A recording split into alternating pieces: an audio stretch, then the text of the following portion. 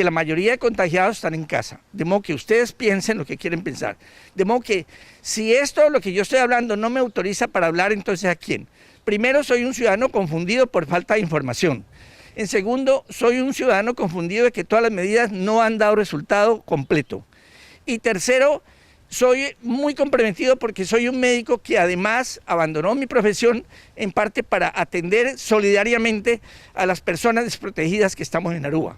No hemos visto pacientes que han sido tipificados o estudiados no con nuevas cepas. Para saber si hay una nueva cepa hay que hacer una cantidad de estudios que son muy costosos y eso pues creo que no se han realizado aún. Pero clínicamente no hemos visto, digámoslo así, que hay una cantidad de pacientes que están incluyéndose en esta cepa. Pero como Aruba es un sitio de destino turístico, es un sitio tan apreciado porque tenemos una atmósfera limpia, una atmósfera clara con una gran cantidad de oxígeno a nivel del mar, entonces recibimos también turistas del Reino Unido, recibimos turistas de Europa, recibimos turistas de los Estados Unidos y no es nada raro que de pronto comience a circular nuevas cepas. Los virus se mutan a diario, de modo que eso no es un conocimiento oscuro para todos. Todos los virus se mutan porque esa es la forma de sobrevivir, como nosotros mismos mutamos. Las recomendaciones que ha dado el gobierno de Aruba son magníficas en el sentido de que hay que tener cuidado para no contagiarse.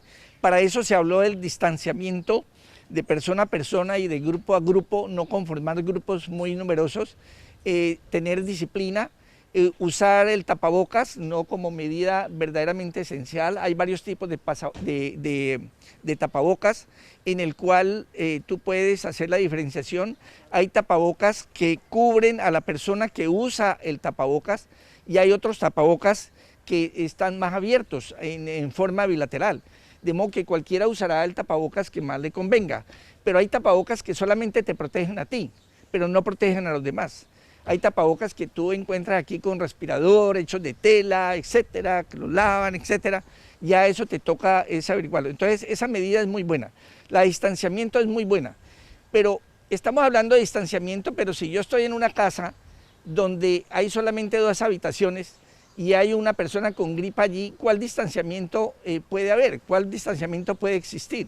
Si estoy hablando de una ciudad que está superpoblada, ¿no? y que tiene 5 millones de habitantes, yo los puedo encerrar 8 días o 15 días o un mes o 2 meses, pero a la larga esa ciudad va a estar otra vez completamente hacinada por la población que hay.